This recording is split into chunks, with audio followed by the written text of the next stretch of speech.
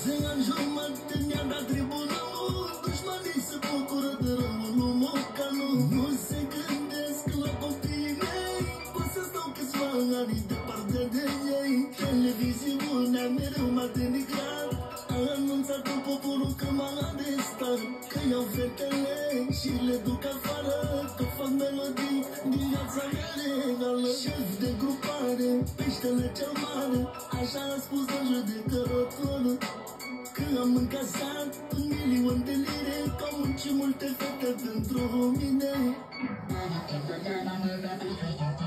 Condamnare, condamnare, nu mă dai jos din picioare. Nu-ți permit așa ceva, să-mi super familia. Condamnare, condamnare, nu mă dai jos din picioare. Nu-ți permit așa ceva, să-mi super familia.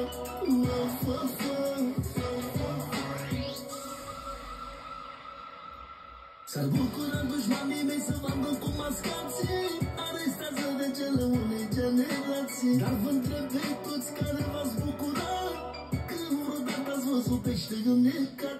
Nu-mi vine să cred câtă lume rea își găsește fericirea în supărarea mea. Când sunt descurcat, am sufletul mare, nici la dușmanii mei nu doresc închisoare. Șef de grupare, peștele cel mare, așa a spus la judecătorul, că am încasat 1.000.000 de lire, că au muncit multe fete pentru mine. Condamnare, condamnare, nu mă dai jos din picioare.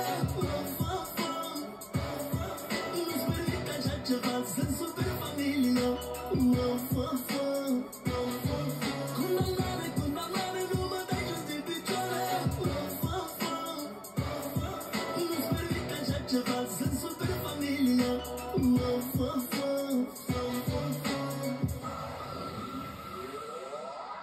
Alertă România de gradul 0, că pe curul la femei am făcut dinero. Nici nu mai contează ce-i adevărat, oricum un judecător mi-a dat mandat. Sunt acuzat de fapte fără număr, am zburat să înfundăm că mocanul e. Până mi-au dat mandat pe declarații false, scrise de gagici geloase și mincinoase. Șef de grupare, peștele cel mare, așa a spus în judecătorul, că am încasat 1.000.000 de lire, că au muncit multe fete pentru mine. Condamnare, condamnare, nu mă dai jos din picioare. Nu-ți permit așa ceva, să-mi super familia. Condamnare, condamnare, nu mă dai jos din picioare. Nu-ți permit așa ceva, să-mi super familia.